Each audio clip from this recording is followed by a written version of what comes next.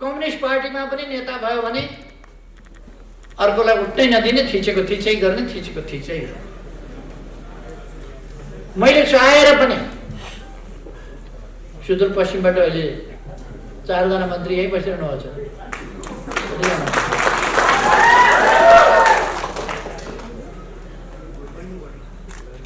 सुदूरपश्चिमबाट 4 जना मन्त्री अहिले यहाँ बसिरहनु भएको छ। यो अवस्था ल्याउनका लागि केही मान्छेहरू अगाडि बढ्ने यात्राको डुङ्गा चढ्न मान्नु भएन, किनारमै छुट्नु भयो। उहाँहरूले डुङ्गा अगाडि बढ्न पनि दिनुहुन्न थियो, समाति राख्ने, पछाडि ताने राख्ने। अब उहाँहरू थाक्नुभयो, डुङ्गा उहाँहरूले रोक्न सक्नु भएन, डुङ्गा अगाडि बढो। अब अगाडि बढ्छौँ हामी, उहाँहरू पछाडि छुट्नु। समयको डुङ्गा, गतिको डुङ्गा, अग्रगमनको डुङ्गा अगाडि बढ्यो, उहाँहरू पछाडि छुट्नु। उहाँहरूको सम्बन्धमा म खास केही भनिरहन चाहन्न।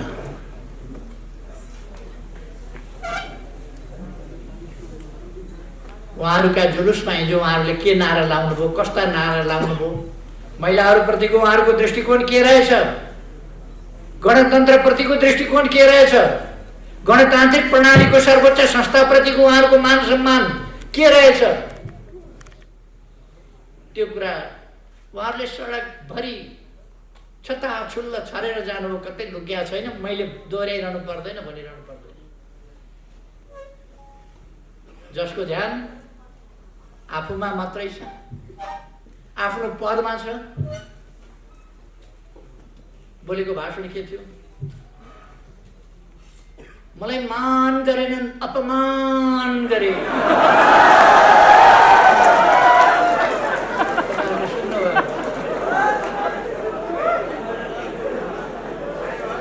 जसको ध्यानै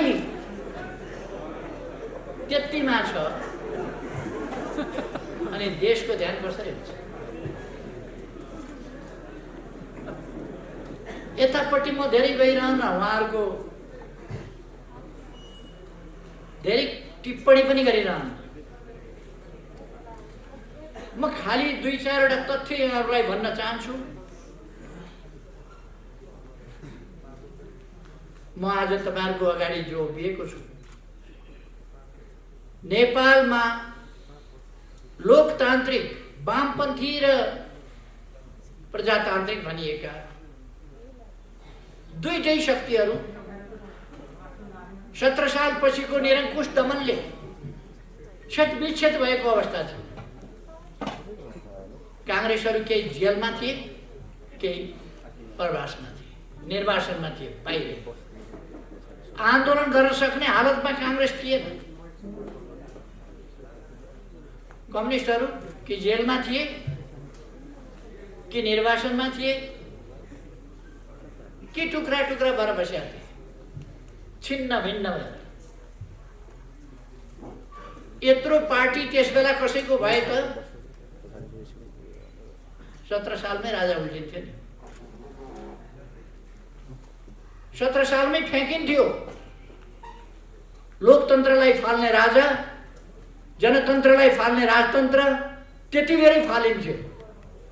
तर जनतालाई सचेत बनाइएको थिएन, संगठित बनाइएको थिएन, आफ्ना आफ्ना पछि कुदेपछि केही पनि हुँदैन। त्यस्तो अवस्थामा टुक्रा टुक्रा शक्तिहरू, जनताको शक्तिलाई टुक्रा टुक्रा पारेको अवस्थामा 50 वर्ष अघि हामीले एउटा नयाँ आन्दोलन, नयाँ अभियान सुरु गर्यौं। सही विचारका साथ अगाडि बढ्नुपर्छ। त्यसकारण पहिले आन्दोलनका निम्ति सही विचार टुङ्गो लगाउनुपर्छ। हामीले लोकतान्त्रिक गणतन्त्रको विचार टुङ्गो लगायौं।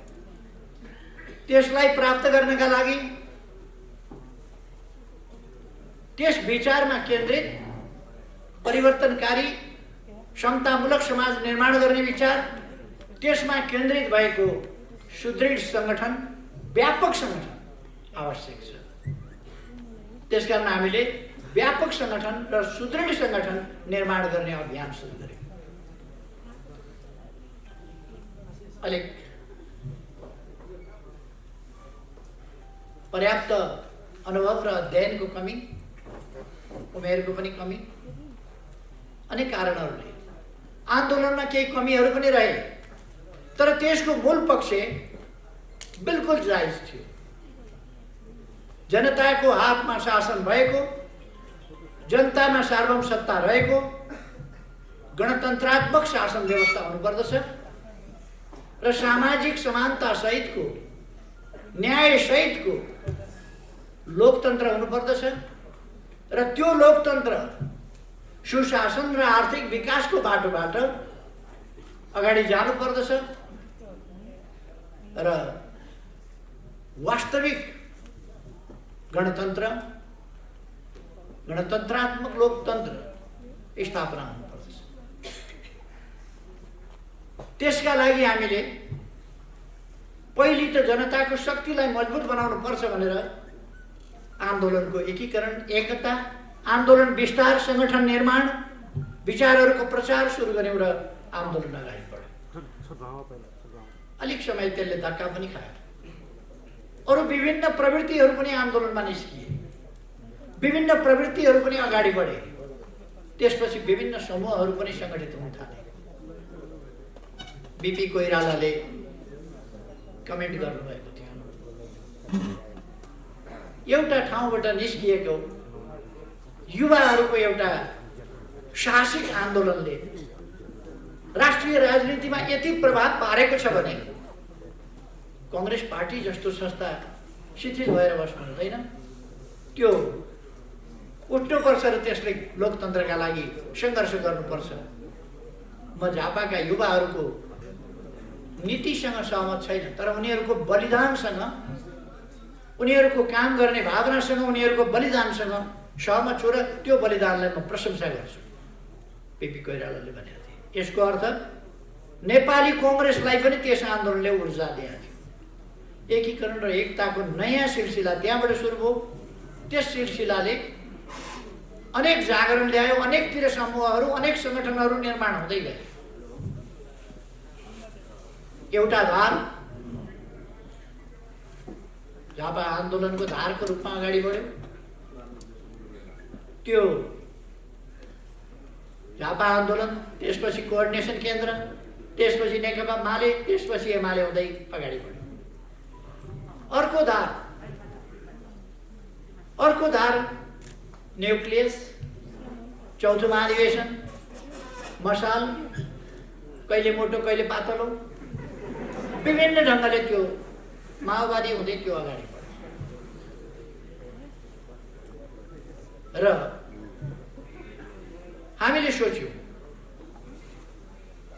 विभाजित रहन दियो भने आफैले आफ्नै विरुद्ध, आफैले आफ्नै बीचमा खण्डन मण्डन जस्ता स्थितिहरू, आफ्नै बीचको प्रतिस्पर्धाले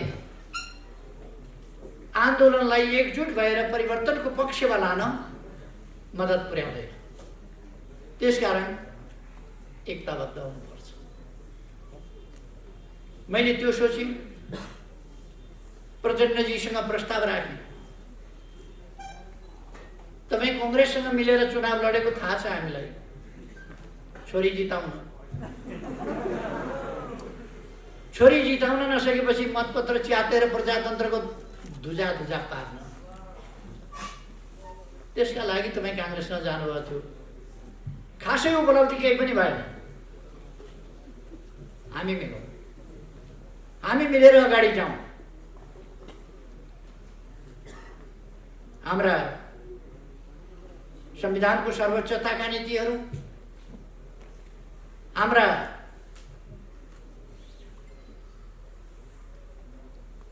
शान्तिपूर्ण सङ्घर्षको कार्यदिशा, यी कुराहरूमा अब सहमत भइसकेपछि अलग्गै अलग्गै बसेर अलग्गै अलग्गै जानुपर्ने अवस्था छैन। यो लोकतान्त्रिक प्रणाली मानिसकेपछि, यो संविधान बनाइसकेपछि, यस संविधान अनुसार अगाडि बढ्ने भइसकेपछि फरक फरक बसिरहनुको आवश्यकता छैन। चुनावमा मिलेर लडौँ भन्ने कुरा उहाँलाई असाध्य राम्रो लाग्यो। सुनौ लाग्यो। अझ मैले भनिदिएँ भोलि मिल्नै भएपछि 40% दिएपछि उहाँलाई साह्रै सुन्दर कुरा लाग्यो, साह्रै राम्रो कुरा लाग्यो। हामीले एकताबद्ध भएर चुनाव लड्यौँ। तपाईहरुलाई थाहा छ बहादुर भवन भनेको त्यहाँ कान्ति पथ हुन्छ। जमलभन्दा उत्तर, दरबारभन्दा पश्चिमतर्फ। त्यहाँको बहादुर भवनबाट मङ्सिर 24 गते आएको प्रतिनिधि सभा चुनावको निष्कर्ष, त्यो निष्कर्ष राष्ट्रपति भवन पुग्न फागुन 2 गतेसम्म। पैदल हिँडेर जाँदा 10 मिनेटको बाटो,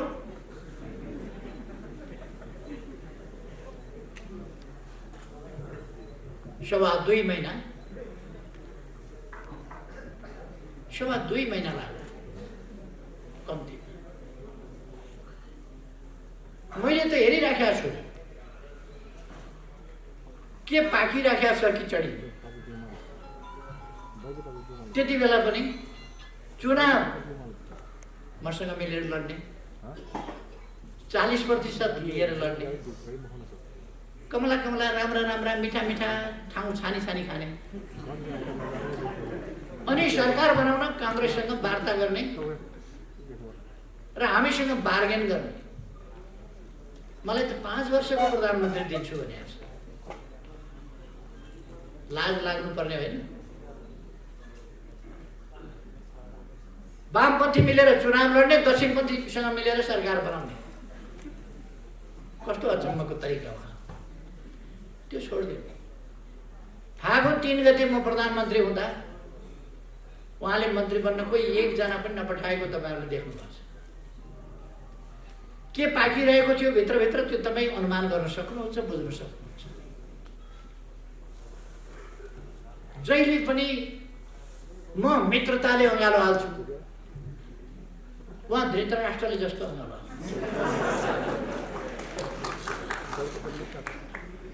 अँगालो त अँगालै मार्यो, धृतराष्ट्रले पनि अँगालै मार्यो।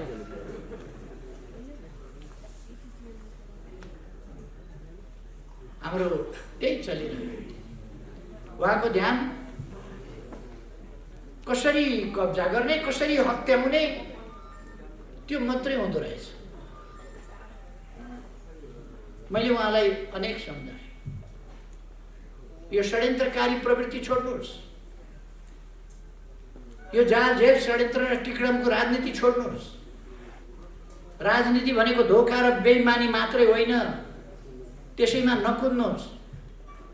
राजनीति भनेको इमानदारीताका साथ देश र जनताको सेवा गर्नु, त्यसमा लाग्नु। यी 3 वर्षमा मेरा डोब साबुनका धेरै डल्लाहरू खर्च भए, धेरै स्याम्पू खर्च भयो, ड्रमका ड्रम पानी, ट्याङ्कीका ट्याङ्की पानी खत्म भयो। उहाँलाई धुँदा सम्झाउँदा साबुन लायो पखालो जस्ता, साबुन लायो पखालो जस्ता। अन्तिममा तपाईहरुले देखिहाल्नु, अन्तिममा देख्नुभयो के हुँदो रहेछ। उहाँहरू बहुमत छ भन्दै हुनुहुन्छ। के को बहुमत छ? के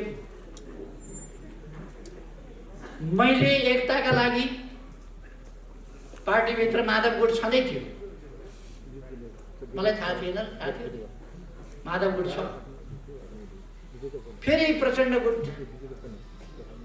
उसलाई उत्तिकै सिट दिँदाखेरि 2टा मिल्दा बहुमत पुग्छ उता भन्ने मलाई थाहा थिएन। अनि यति 55-56 वर्ष राजनीति गरेको, 50 वर्ष अगाडिदेखि एउटा नयाँ आन्दोलन, एउटा नयाँ अभियान थालेर आएको मान्छेलाई यतिका टिकडम, उनीहरूले औँलामा थुक लाएर यस्तो गरेर सार्दै हुन्थ्यो।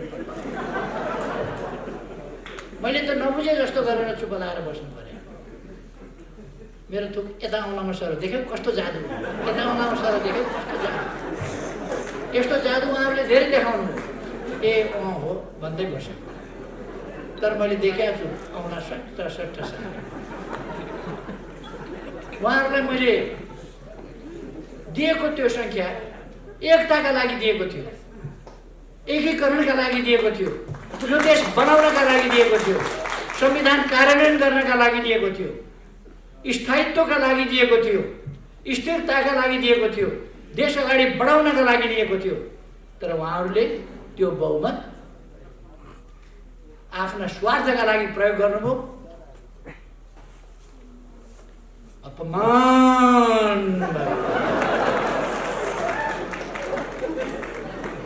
मान पाइन मैले त्यसैका लागि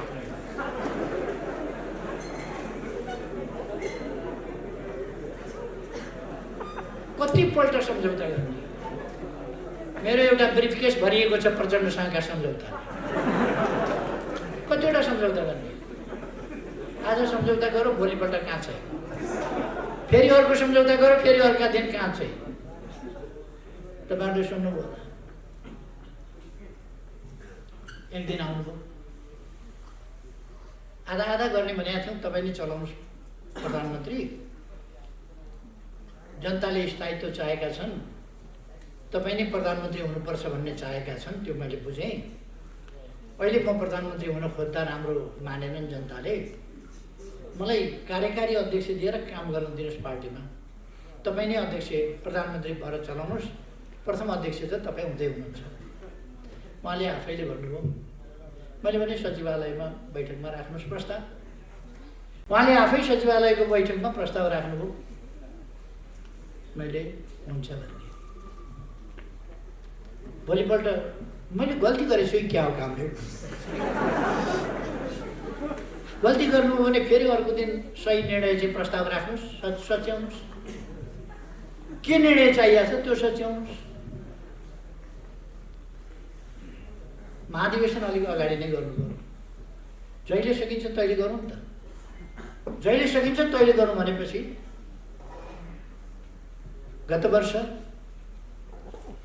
माघ 14 देखि 19 सम्म भएको केन्द्रीय कमिटीको बैठकले आगामी महाधिवेशन 77 साल चैत 25 गतेदेखि 30 गतेसम्म हुने भन्ने फैसला गर्यो।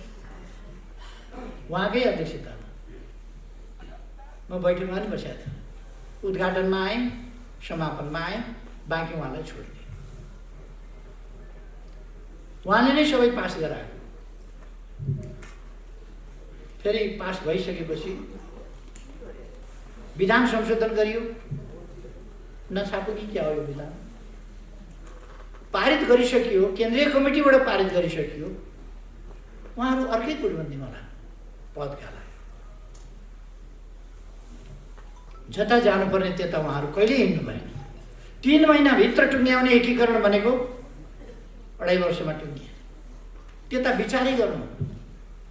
सरकार असफल भयो कराएको कराई गर्नुहुन्छ। संवैधानिक आयोगहरूमा मान्छे नियुक्ति गर्न बैठकै बस्न मान्नुहुन्न, बैठकै बस्न मान्नुहुन्न। अन्तिममा मैले आजै गएर अध्यादेश निकालेँ, अब मान्छु, अब खुरुखुरु सहमति साथ गर्ने भन्नुभयो, फिर्ता ल्याइदिनुहोस्, मान्ने अब सहमति साथ फिर्ता लिएका भोलिपल्टबाट फेरि चाहिँ यसपल्ट फेरि मैले अध्यादेश जारी गर्नै पर्ने भयो। गरेपछि उहाँले कपटपूर्ण ढङ्गले भन्नुभयो, यो अध्यादेश फिर्ता ल्याइदिनुहोस्। उहाँहरू ममाथि अविश्वासको प्रस्ताव, राष्ट्रपतिमाथि महाभियोगको प्रस्ताव, अरू विभिन्न संस्थाहरूमाथि महाभियोगको प्रस्ताव, यो त लोकतान्त्रिक मूल्य मान्यता संस्थाहरूको मर्यादा केही नराख्ने, सबैलाई यो गणतन्त्र लोकतन्त्र भन्ने नै हुने रहेछ, कामै नलाग्ने व्यवस्था रहेछ भन्ने पार्ने। उहाँले पनि भन्नुहुन्छ, खसीको टाउको झुन्ड्याएर कुकुरको मासु बेच्ने ठाउँ, अहिले पनि भन्नुहुन्छ। खासमा त्यसो गर्नुहुन्छ, तर अरू कसैले सुन्लान् कि भनेर कोही छ कि भनेर पनि हेर्नुहुन्छ उही उहाँलाई फेरि बेच्नु बजारमा अर्कै कुरा बेच्नु परेको छ। उहाँ अहिले महान शान्तिवादी देखा पर्नु भएको छ, महान परिवर्तनकारी देखिनु भएको छ, महान जनताको पक्षधर देखिन खोज्नु भएको छ। उहाँले युवाहरूलाई सेन्टिमेन्टमा ल्याएर आन्दोलनमा होमेर कतिका हात छैन, कतिका खुट्टा छैन, कति शरीरमा गोली बोकेर कसैको कमरको ढाडको हड्डी खुस्किएको छ, भाँचिएको छ, बिस्तारा परेका छ। त्यस्तो जिन्दगी बिताउन कति कठिन हुन्छ उहाँलाई के थाहा। उहाँ त आफ्नो पोस्टका लागि मरिमेट्नु भएको छ, आफ्ना परिवारका लागि मरिमेट्नु भएको छ। मैले धेरै भनिरहनु पर्छ। त्यही उहाँको आत्मकेन्द्रित स्वार्थी प्रवृत्तिका कारणले उहाँ अत्यन्त देशप्रति गैर जिम्मेवार हुनुहुन्छ, जनताप्रति।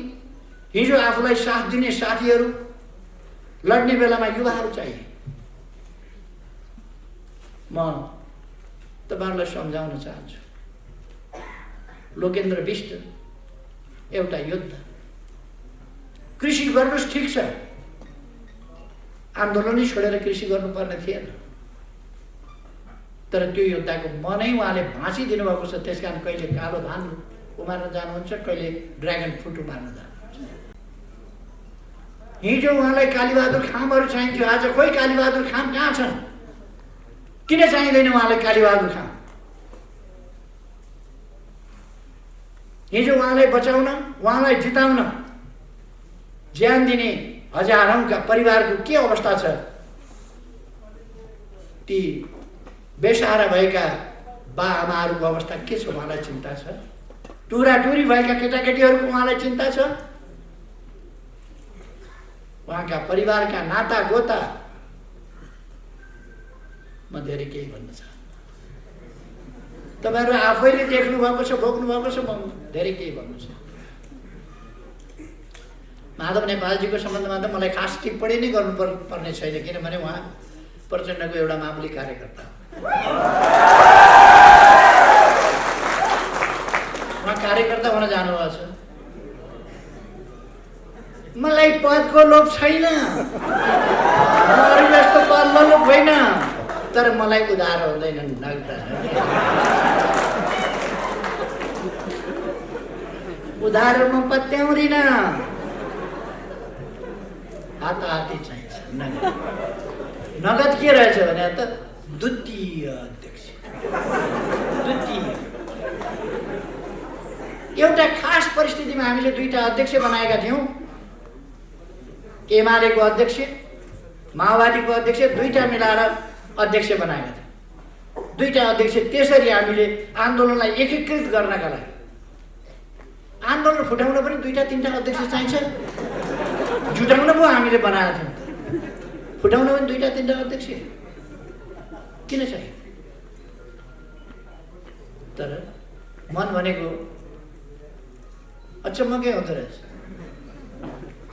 न सभापति हुन पाउने, सभापति पनि प्रचण्डले चलाउने हो। छेउमा बस्न पाएकै थियो, फेरि सभापति अध्यक्ष नै नहुने किन हो त्यो चाहिँ मैले बुझेको छु। उहाँको बारेमा म कुनै कमेन्ट गर्दिनँ, बिचरा दुखी मनमा हुनुहुन्छ।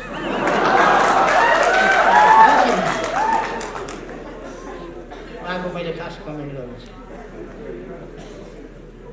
अलिक पछि समय कति लाग्छ म भन्न सक्दिनँ। उहाँहरू हुन त उहाँहरूले वैशाखबाट होली सिद्धियो भन्नुभएको छ। उहाँहरूको भविष्यवाणी कस्तो नमिल्ने खालको गर्नुहुन्छ भने पोहोर म बिमारी परेँ, अब मरिहाल्छ भन्नु, त्यो पनि मिलेन। पोहोर परारे म बिमारी परेँ, ब्याङ्कक गएँ उपचार गराउन, काठको बाकसमा फर्किन्छ भन्नु। म त ट्रेनको सिटमै बसेर अस्ति म आकस्मिक रूपमा इन्फेक्सन भयो, अपरेसन गर्नु पर्यो। अपरेसन कहिले कहिले जटिल हुन्छ। अब गयो भनेर उहाँहरूको भविष्यवाणी हुने खालको गर्दै गर्नुहुन्न। म मर्न त मर्छु, एक दिन मरिहाल्छु। उहाँहरूको आकाङ्क्षा पुरा हुन्छ, अगाडि पछाडि कसको कहिले के, अब यो टुङ्गो हुँदैन प्रकृतिको, तर म चाहिँ एक दिन मर्छु। तपाईँहरूलाई सुन्न राम्रो लाग्दैन म मर्छु भन्ने कुरा, तर मर्छु, सत्य हो। मान्छे मरोस् भन्ने कल्पना विरोधीलाई, शत्रुलाई पनि गर्नु सभ्यता होइन। विरोधीको पनि स्वास्थ्य लाभको कामना गरिन्छ। मैले लड्नु छ भने एउटा अशक्त कमजोर रोगीसँग लड्न चाहन्न। अलिक मजबुत पाखुरा भएको बलियो राम्रै मसलदार खेल्न जानेकैसँग खेल्न मजा आउँछ। त्यसकारण सुस्वास्थ्यको कामना गरिन्छ। उहाँहरूको एउटा उहाँहरू भन्नुहुन्छ चुनाव हुँदै हुँदैन भनेर, चुनाव हुँदै हुँदैन भनेर। वैशाखको चुनावमा केपी ओली पत्तासा भन्नुभयो। फेरि चुनाव हुँदै हुँदैन भने भन्नुहुन्छ, वैशाखको चुनावमा केपी ओली पत्तासा। म उहाँहरूलाई भन्न चाहन्छु तपाईहरूले पनि केही सिट चाहिँ ल्याउनुहोस् भन्ने मेरो शुभकामना छ। केही सिट ल्याउनुहोस्, तर त्यसका लागि अहिलेदेखि तयारी गर्नुहोस्। यो सडकमा गएर बेकार अलकत्रमा बसेर कपडा बिगाएर घाम लागेको त अलकत्रमा कपडा बिगार्नु। अचम्म के भने लोकतन्त्र आइसक्यो। उहाँहरूले भने होइन अस्ति नै, अब सडकमा गइरहनु पर्दैन। अब लोकतन्त्र आइसक्यो, सदनबाटै सबै काम गर्न सकिन्छ।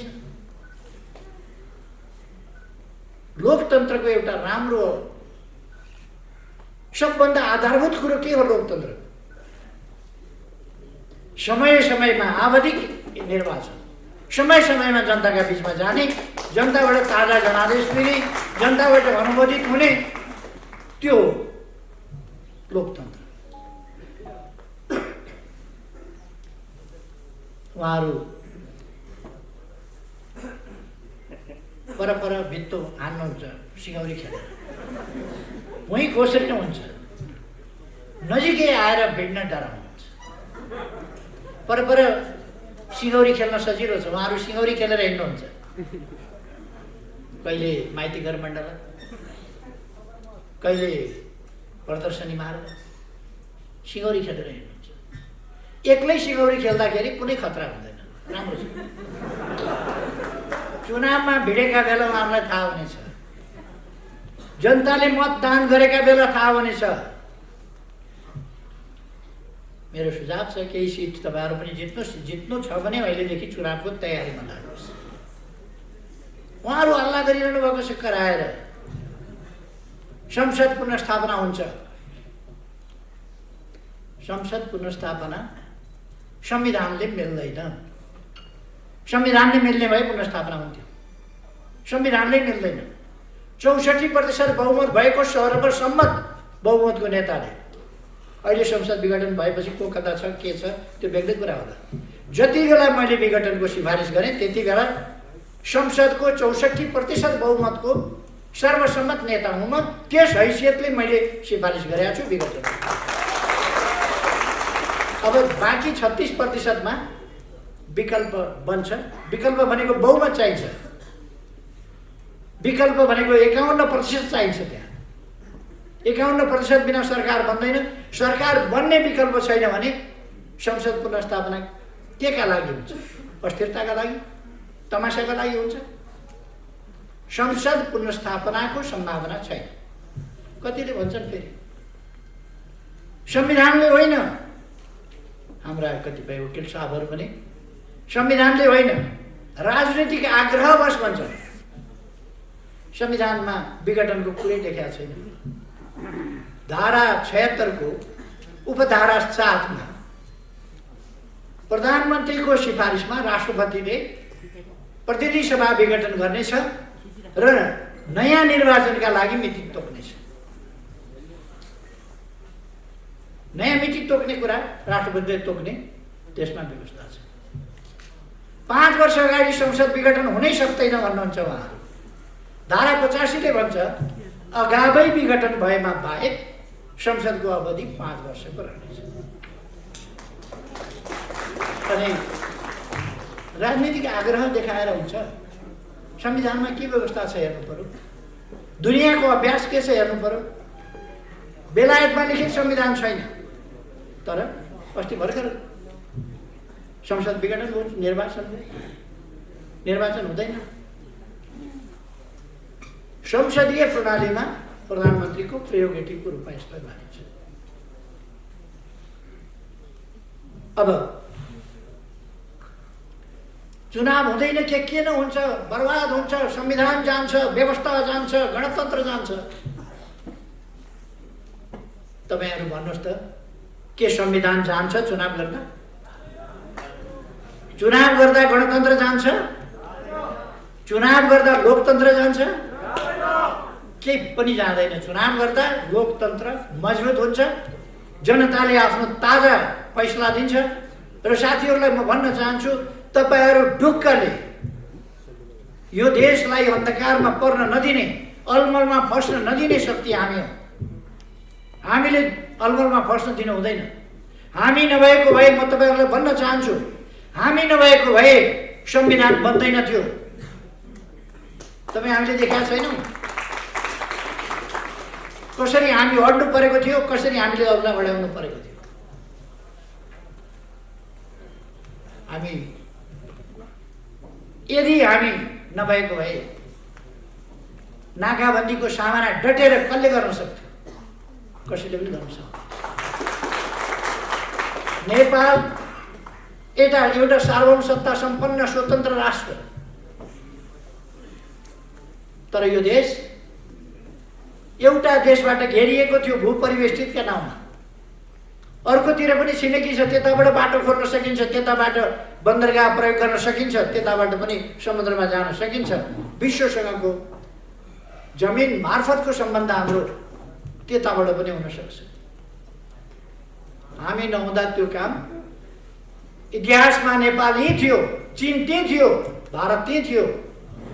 नेपाल यहीँ छ, चीन त्यहीँ छ, तर किन पारवन र उसको यातायातको सम्झौता किन भयो? चीनतिरबाट नाका किन खोलिएन?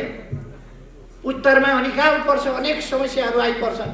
चीनको बाटो प्रयोग गर्ने सम्झौता किन गरिएन?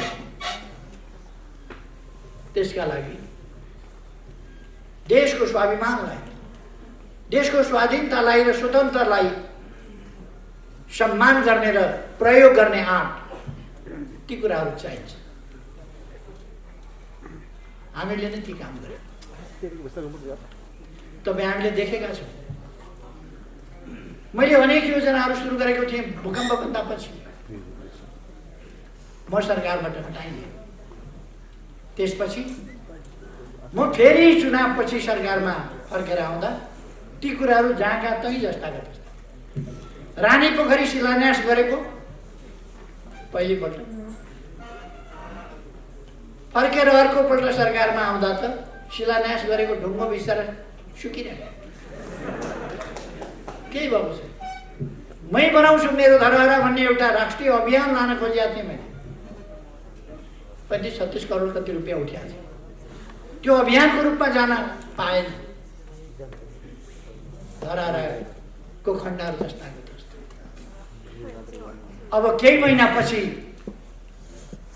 साथीहरू 22 तला माथि चढेर धरहराबाट काठमाडौँ सहर घुमिकन हेर्नुहोस्, आनन्दले हेर्नुहोस्, घुमिकन। हाम्रो इतिहासदेखिको धरहरा, उहिलेदेखिको धरहरा पटक पटक भत्कियो। अब नभत्किने गरी बनेको छ धरहरा। अब भत्किँदैन। लोकतन्त्र पहिले खोसियो, मान्छेहरूलाई अलिअलि झस्को छ। 17 सालमा लोकतन्त्र खोसियो। पछि 59 साल, 58 साल र 61 सालमा लोकतन्त्र खोसियो। त्यस्ता झस्काहरू मान्छेलाई छन्, तर त्यति बेला कुखुरा खाने स्याल थियो। कुखुरा खाने स्याल भएका बेला कुखुरा हरायो भनेर स्याल नभएपछि अब कुखुरा हराउँदैन। त्यस बेला राज संस्था थियो, अब राज संस्था छैन। त्यसकारण यहाँ कसैले खोज्न सक्दैन। अर्को कुरा, त्यस बेला जनता पर्याप्त सचेत थिएन, जनता त्यति सङ्गठित थिएन, जनता त्यति एकजुट भएर आन्दोलनमा उत्रिन सक्ने अवस्था थिएन। त्यसै कारण लोकतन्त्र घोषित थियो। अब जनता सचेत छ, सङ्गठित छ,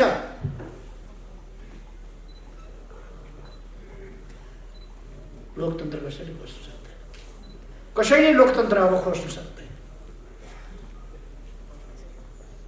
म साथीहरूलाई आफूमा विश्वास गर्न आग्रह गर्न चाहन्छु। तपाईँ हामी छँदाछँदै गणतन्त्र मास्न सक्ने, लोकतन्त्र खोज्न सक्ने, त्यसलाई अल्मल्याउन, वर्ग ल्याउन सक्ने तागत कोही हुन सक्छ?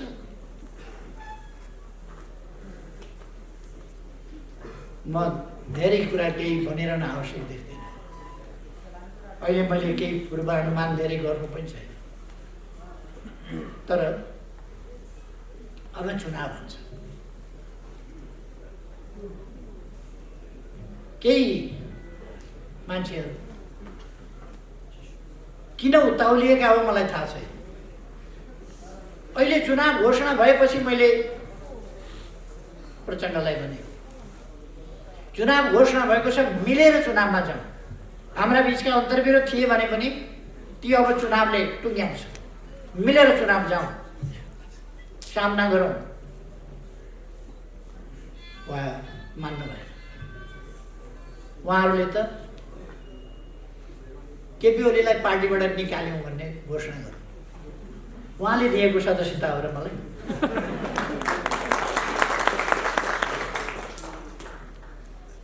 म जेलमा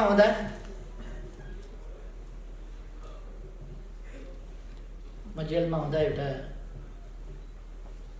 आन्दोलन चलिराखेका बेला आन्दोलनमा सरिक भएर हो कि तमासा हेर्दा हो, एउटा कलिलो केटो पनि समातेर ल्याएछ जेलमा। मैले भेटाएको थिएँ। सम्झाएर, बुझाएर, राजनीतिकरण गरेर, वामपन्थी बनाएर अलिअलि काममा लगाइयो, विद्यार्थी नेता बनाइयो। सुदूरपश्चिमको पनि परेछ त्यसमा।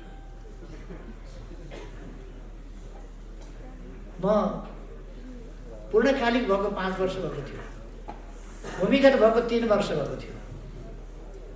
मोरङ आउँदा विराटनगरमा महेन्द्र मोरङ कलेजमा पढ्दै गरेको एउटा विद्यार्थी भेटेँ। इमान्दार विद्यार्थी, राम्रो सहयोगी भावनाको विद्यार्थी भेटेँ। उसलाई मैले राजनीतिमा लाग्यो, राम्ररी काम गर्नुपर्छ, देशमा परिवर्तन ल्याउनुपर्छ सम्झाएँ, उत्साहित गरेँ, प्रेरित गरेँ। त्यो मान्छे त्यसको 1-1.5 वर्षपछि राजनीतिमा सरिक भयो। पहिले इमान्दार थियो, सोझो थियो त्यो मान्छे, पछि ब्याङ्कमा काम गर्ने मान्छे। त्यसो भएर आदत के भनेछ भने उधारो हुँदैन। पछि कपट पसेछ। पहिले जस्तो छैन त्यो मान्छे।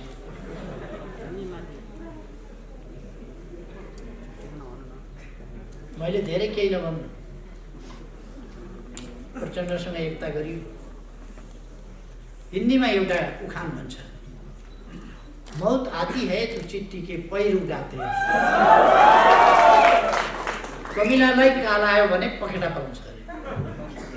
काल नआउँदाखेरि पालभित्र बसिराखेका हुन्छन् कमिलाहरू ताती नै। काल आएपछि पखेटा पलाउँछ, पखेटा पलाएपछि पालभित्र बस्नु भएन, बाहिर निस्किएर फुरफुर उड्न थाल्छ। चराहरू घुमिराखेका हुन्छन्, त्यही खोजेर जति फुत्त निस्केर फुरेर उठ्छ ट्याप्प पार ट्याप्प पार।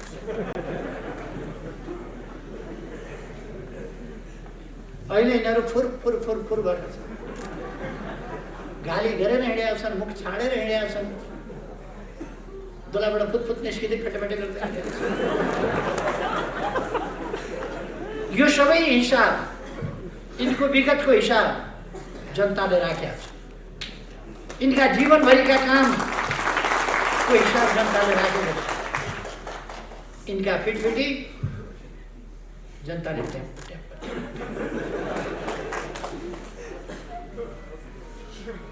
यो फुरफुरहरू केही होइन। त्यसै कारण आत्तिया छ, त्यसै कारण आत्तिएका छ। चुनाव भएपछि भनेपछि सातो गएको छ। म फेरि पनि आग्रह गर्न चाहन्छु, तपाईहरु आउनुहोस्। स्वस्थ निर्वाचन हुनेछ, स्वच्छ निर्वाचन हुनेछ, निष्पक्ष निर्वाचन हुनेछ, धाँधली रहित निर्वाचन हुनेछ, बत्ती निभाइने छैन, मतपत्र च्यातिने छैन। चुनावमा आउनुहोस्। तर मतपत्र च्यात्छु र बत्ती निभाउँछु भन्ने ठान्नु भएको छ भने त्यो पनि हुन दिइने छैन। त्यो चाहिँ तयारी छ। अब बत्ती निभाउन पाइँदैन, बाक्सा साट्न पाइँदैन, मतपत्र च्यात्न पाइँदैन, यस्तो तमासा लोकतन्त्रमा गर्न पाइँदैन। स्वच्छ निर्वाचन हुनुपर्छ। स्वच्छ निर्वाचन शान्तिपूर्ण ढङ्गले निर्वाचन हुन्छ। तपाईहरु आउनुहोस् निर्वाचनमा भाग लिन, नडराउनुहोस्। अब तपाईले बबुल रोपेर सुन्तला खोज्नुहुन्छ। बबुल भन्ने हुन्छ एउटा मरुभूमिमा काँडादार, केही पनि नफल्ने, चरा पनि बस्दैन, त्यो चरा पनि बस्दैन, किन काँडै काँडा हुन्छ, कहाँ बस्नु, काँडै काँडा। त्यसको मुन्टो मुन्टो चाहिँ ऊँटले खान्छ, ऊँटका गिजाले मात्रै त्यसलाई धान्न सक्छ, मुन्टो मुन्टो खान्छ त्यसको ऊँटले। अनि त्यस्तो रुखो बबुल त्यो रुखो ठाउँमा हुन्छ, फेरि रसिलो मलिलो ठाउँमा हुँदैन, मरुभूमि जस्ता ठाउँहरूमा हुन्छ, रुखा ठाउँ। त्यो बबुल रोपेर अनि हामीले सुन्तला खोज्दा हुन्छ। उहाँहरूले पनि बबुल रोप्नु भएको छ जिन्दगीभरि। अहिले अब चुनावमा सुन्तला खोजेर हुन्छ। त्यसै कारण उहाँहरू डराउनुपर्छ। लोकतान्त्रिक अभ्यास हो, तर आउनुहोस् भनेर म आग्रह गर्न चाहन्छु। हाम्रो उद्देश्य स्पष्ट छ। हामी यो पार्टी एउटा शेरनी जस्तै हो, एउटा भगिनी जस्तै हो, जसले बच्चामाथि अघि पछि शान्त बस्छ, तर बच्चामाथि हमला भयो भने बगिनीले झप्पु दिन्छ। हामीले जीवन अर्पण गरेर, हाम्रा शहीदहरूले जीवन अर्पण गरेर ल्याएको, बडो कठिनले ल्याएको सङ्घीय लोकतान्त्रिक गणतन्त्र, हामीले बडो मुस्किलले बनाएको, लडेर बनाएको संविधान, यसमाथि कसैले खतरा पैदा गर्छ भने हाम्रो पार्टीले झप्पु दिन्छ। त्यो कुरा सही हुँदैन। हामी सङ्घीय लोकतान्त्रिक गणतन्त्रको रक्षाका निम्ति उभिन्छौँ। उहाँहरूले केपी ओली तानाशाह भन्नुहुन्छ, एकपल्ट महाधिवेशन नगर्ने, एकपल्ट चुनाव नगर्ने, एकपल्ट प्रतिस्पर्धा नगर्ने, प्रतिस्पर्धा एकपल्ट नगर्ने, प्रतिस्पर्धासँग डराउने, प्रतिस्पर्धा गर्नु पर्यो भने हार्ने, हारेपछि मतपत्र च्यात्ने, त्यो इतिहासबाट आएको हो केपी ओली। केपी ओली चुनाव बनाउँछ। संसदीय दलको नेता चुनावबाट भएको। झल्ला खनालजीसँग चुनाव लडेर म संसदीय दलको नेता छानिएको थिएँ। पछिल्लो पल्ट कसैले पनि लड्ने आँट गरेन।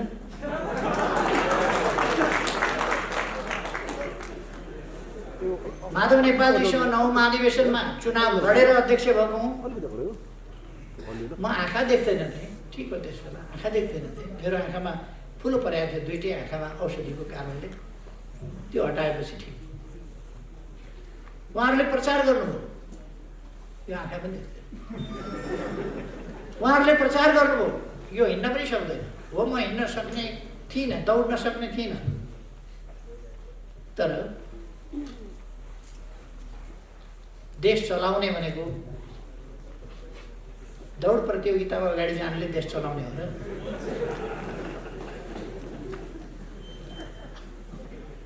म त्यो महाधिवेशनमा अस्पतालबाट सोझै आएर म चुनाव लडिनँ। माधव नेपालसँग तपाईँहरू चुनाव लड्नुभयो, जिताउनु। म त के चुनाव लड्ने, म त बस्ने बाहेक उठ्न नसक्ने हालतमा थिएँ, समातेर हिँडाउनु पर्थ्यो, त्यो हालतमा थिएँ।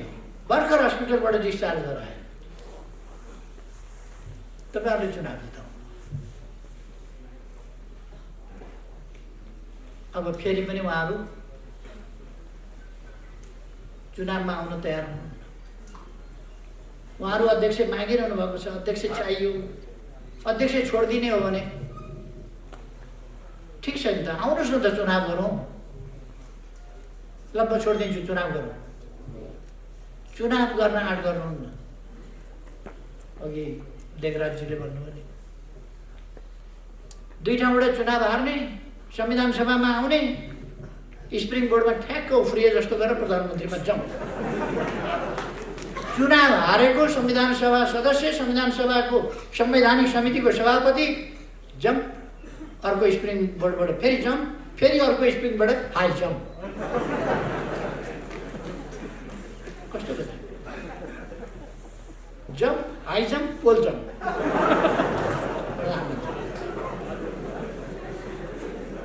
चुनाव हारेको मान्छे अन्तिममा पोल जम्पबाट माथि पुगिराखेको, दुनियाँ छक्क। त्यस्तो लोकतन्त्र खोज्नुहुन्छ उहाँहरू, त्यस्तो लोकतन्त्र। मलाई धम्काएर प्रधानमन्त्री चाहियो। कसरी ती झुटा आरोप पत्रहरूको पुरिन्दा पेश गरेर, झुटा आरोप पत्रहरूको पुरिन्दा, लान्छनाहरूको पुरिन्दा पेश गरेर म उहाँहरूलाई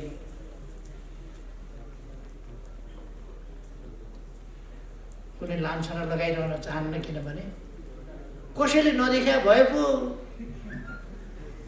त्यसको नाक कालो लागेछ भनेर मैले भन्नुपर्ने त कसैले नदेखेको नाक भए पो भन्नु पर्थ्यो। सबैले देखेको नाकमा मैले भनिरहनुपर्छ त्यसको नाक कालो छ, कालो लागेछ। त्यस कारण मैले भनिरहनै पर्दैन, सबैले देखेको छ, सबैले जानेको छ। हामी समृद्ध नेपाल, सुखी नेपाली, त्यो राष्ट्रिय आकांक्षा पूरा गर्न दृढ सङ्कल्पित छौँ। त्यो जनताको सपना, त्यो हामी पूरा गरेर छोड्छौँ। यसकारण यस बीचमा महाकाली नदीमा यसभन्दा अगाडि कुन सरकारले पुल बनायो, कुन सरकारले झोलुङ्गे पुल हाल्यो, कुन सरकारले पक्की पुल बनायो, कसले तुइन विस्थापित गर्यो? म त सुदूरपूर्वको मान्छे, त्यतैका पनि नेता भयो होला, त्यतैका पनि प्रधानमन्त्री भयो होला, त्यतैका पनि मन्त्री भयो होला, त्यतैका पनि गृहमन्त्री भयो होला, रक्षा मन्त्री भयो होला, उप प्रधानमन्त्री भयो होला, विभिन्न भयो होला नि, प्रधानमन्त्री नै पनि विभिन्न मान्छेहरू भयो होला। महाकाली पुलमा झोलुङ्गे पुल हाल्न मै पुग्नु पर्यो त।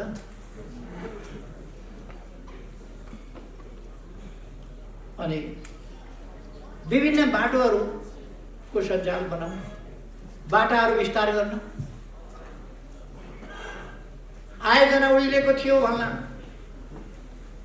गफ गर्नलाई त कति सजिलो रहेछ। हिजो झलनाथ खनालजीले भाषण गर्नुभयो, हर केपी ओलीले बनायो भन्छन्, नचाहिने कुरा केपी ओलीले बनाएको हो र इन्जिनियरले बनाएको हो।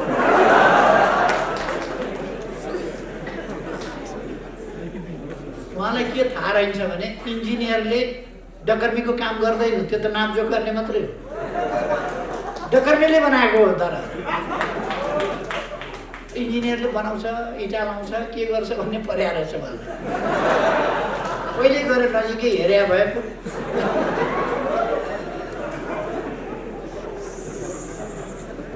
कसले काम गर्छ भनेर हेर्नु पर्यो नि, त्यो थाहा पाउनु पर्यो नि। हुन त उहाँहरू त्यसो भन्नु अहिले 4,4500 किलोमिटर डबल लेन, 4 लेन, 6 लेनका बाटाहरू बनाएका छन्। तर यहाँ धनगढीको बाटो 6 लेनको बनेको छ। कोहलपुर नेपालको चाहिँ तपाईँहरूले देख्नुभएको छ। कपिलवस्तु जाने बाटो देख्नुभएको छ। भैरवाई एयरपोर्टबाट कपिलवस्तु जाने बाटो तपाईँहरूले देख्नुभएको छ। पथलैया वीरगञ्जको बाटो देख्नुभएको छ। बुटोलबाट नारायणघाट आउने बाटो पूर्व पश्चिम राजमार्ग चौडा गरिँदै गरेको देख्नुभएको छ। पूर्व पश्चिम रेल मार्ग बन्दै गरेको तपाईँहरूले देख्नुभएको छ। हामीले उहिले रेलहरू थियो नेपालमा, अरे अहिलेको समयमा फेरि हामीले रेल किनेका छौँ, रेल मार्ग बनाएका छौँ, रेल सुरु गरेका छौँ। अब केही दिनभित्र हामी शिलान्यास गर्दैछौँ। पूर्व पश्चिम रेल बन्दैछ, उत्तर दक्षिण रेल बन्दैछ, केरु काठमाडौँ बन्दैछ, डिपिआर सकियो भारतबाट, रक्सौलबाट काठमाडौँ आउने रेल, विभिन्न एयरपोर्टहरू चौडा हुँदैछ। धनगढी एयरपोर्ट तपाईँहरूले देख्दा देख्दै राति उड्ने बनाइएको छ। सुर्खेत एयरपोर्ट तपाईँहरूले देख्नुभएको छ। विभिन्न एयरपोर्टहरू राति पनि उड्ने सुविधा, विस्तार, नयाँ एयरपोर्टको निर्माण तीव्र गतिले तपाईँहरूले देख्नुभएको छ। हामीले चाँदनी दोधारामा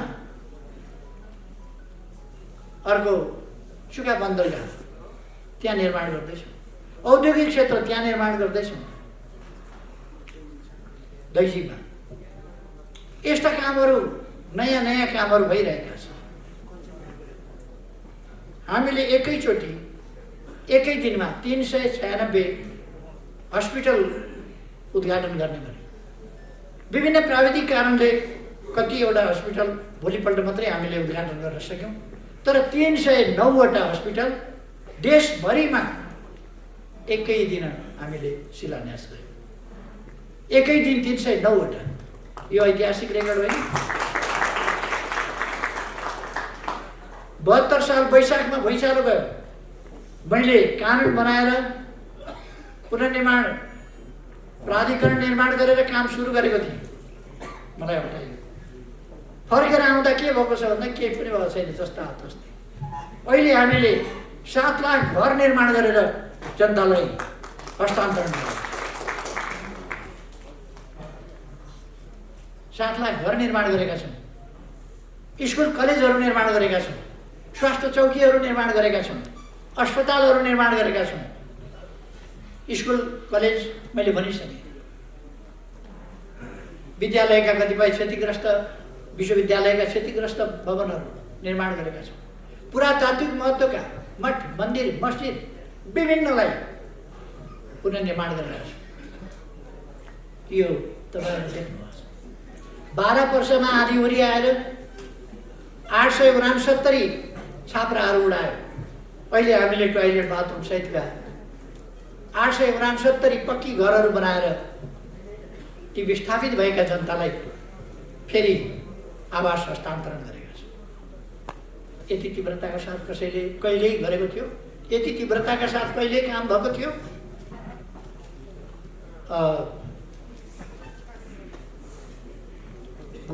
कोभिड-19 यहाँ मात्रै आएको होइन, हामी विकट परिस्थितिमा छौँ। यहाँ मात्रै आएको होइन, दुनियाँमै आएको। तर हामीले मृत्यु दरमा कमी, फैलिन नदिने प्रयास, एउटा टेस्ट गर्ने अवस्था थिएन यहाँ सुरु हुँदाखेरि। अहिले 68 ठाउँबाट एकैचोटि 25,000 को परीक्षण एकै दिनमा हुन्छ। त्यो स्थिति हामीले बनाएको छौँ। अहिले नियन्त्रण गर्दै मृत्यु हुनेको सङ्ख्या पनि घटेको छ, सङ्क्रमण हुनेको सङ्ख्या पनि घटेको छ र निको हुनेको सङ्ख्या चाहिँ बढेको छ। त्यो यहाँहरूले देख्नुभएको छ। दिनै पछि यो रिपोर्टहरू आइरहेका छ। त्यसकारण म भ्रममा नपर्न साथीहरूलाई आग्रह गर्न चाहन्छु। हामी काम गर्नका लागि सरकार बनाउने हो, काम गर्नका लागि सरकारमा जाने हो र देश विकास गर्ने हो भने, काम गर्ने हो भने हाम्रो नेतृत्वको सरकार चाहिन्छ, हाम्रो पार्टीको सरकार चाहिन्छ। यो कुरा हामीले जनतालाई बुझाउनुपर्छ। हामीले भ्रम पाल्नु हुँदैन। रामले लङ्कामा एउटा परिस्थितिमा बानर जातका मानिसहरूलाई लिएर लडाइँ गरेका थिए भनेर बाँदरले नै के न गर्ने रहेछ भन्ने ठान्नु हुँदैन। बाँदरले कुनै घर बनाउँदैन, बनायो कि भत्काउँछ, बनायो कि भत्काउँछ। कतिवटा भत्काइको अघि लेखराजीले भनिसक्यो। बनाउने काम गर्दै गर्दैन, भत्काउने काम गर्छ। अब बाँदर लिएर बस्ती बसाउँछु भन्ने ठानेको कहाँबाट हो? रुखको उब्रियो फेरि तपाईँले रुखका हाँगामा बसेर बिचरा दुःख पाएछ भनेर घरमा ल्याउनु पर्ने बस्छ, बोटुको निक्लिन्छ भाइ। कोही रुखका काम त्यो मती हो। तपाईँ हामीले अब आन्दोलनलाई जोगाउनुपर्छ, आन्दोलन जोगाउन पार्टी जोगाउनुपर्छ, हाम्रा उद्देश्यहरू जोगाउन र सफल पार्नका लागि पार्टी जोगाउनुपर्छ, पार्टी विस्तार गर्नुपर्छ, पार्टी फैलाउनुपर्छ। म साथीहरूलाई त्यही आग्रह गर्न चाहन्छु। र यत्रो साथीहरू, यत्रो विघ्न नेताहरू अब आफ्नो ठाउँमा अगाडि बढ्दै हुनुहुन्छ, आफ्नो ठाउँमा फर्किँदै हुनुहुन्छ र एउटा अभियान सञ्चालन गर्दै हुनुहुन्छ। तपाईँहरू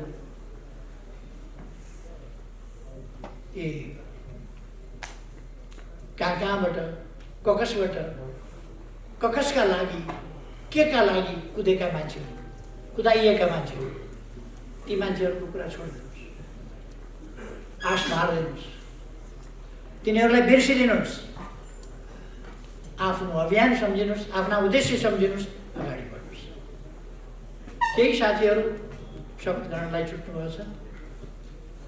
शपथ ग्रहणलाई छुटेका साथीहरू आज अहिले साँझ 8 बजे बालुवाटारमा नै शपथ ग्रहण गराउने त्यो कार्यक्रम राखिएको छ। केही साथीहरू लिस्टमा पनि छुट्नु भएको होला, त्यसको पनि ध्यान दिइनेछ। साथीहरूलाई यो असन्तुष्ट हुने बेला होइन, चित्त दुखाएर बस्ने बेला होइन। असल कार्यकर्ताहरूले चित्त नदुखाई, असन्तुष्ट नभइकन काममा होमिने हो। कामको मूल्याङ्कन हुन्छ, योगदानको मूल्याङ्कन हुन्छ, इतिहासको मूल्याङ्कन हुन्छ। यथोचित ढङ्गले फेरि जिम्मेवारी सबै साथीहरूलाई दिइनेछ। त्यसकारण म कुनै चिन्ता नगर्न म साथीहरूलाई आग्रह गर्न चाहन्छु र तपाईँहरू सफल हुनुहोस् आफ्ना आफ्ना ठाउँमा। सुदूरपश्चिम प्रदेश हाम्रो पार्टीको कब्जामा भएको छ। हाम्रो पार्टीले एक छत्र सफलता हासिल गर्नुपर्छ र सुदूरपश्चिमलाई अब सुन्दर सुदूरपश्चिम मात्रै होइन, विकसित, एडभान्स, आधुनिक सुदूरपश्चिम त्यस्तो सुदूरपश्चिमको रूपमा विकास गर्न, अरू आएर विकास गरिदिने होइन, हामीले विकास गर्नुपर्छ। हाम्रो विकासमा अरूले पनि हामीले सहयोग गर्न सक्छ, हामी अरूको पनि सहयोग लिन सक्छौँ। त्यहाँ हामीले औद्योगिक क्षेत्रहरू खोल्दैछौँ, अरू कुराहरू गर्दैछौँ, कृषिको आधुनिकीकरण गर्दैछौँ। हाम्रो अभियान अगाडि बढेको छ। महिला दिदीबहिनीहरूको जागरणका लागि, उत्थानका लागि बुढो भएदेखि बच्चा पैदा गर्ने र जीवनभरिका लागि सुरक्षाका प्रबन्ध ती सरकारले गर्दै गरेको छ। त्यसकारण तपाईँहरू ढुक्क हुनुहोस्।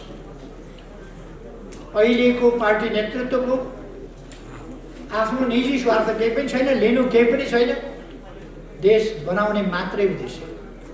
यस उद्देश्यमा सबै एकजुट भएर अगाडि बढ्न आह्वान गर्छु। तपाईँहरूमा फेरि एकपल्ट सबैमा धेरै शुभकामना साथ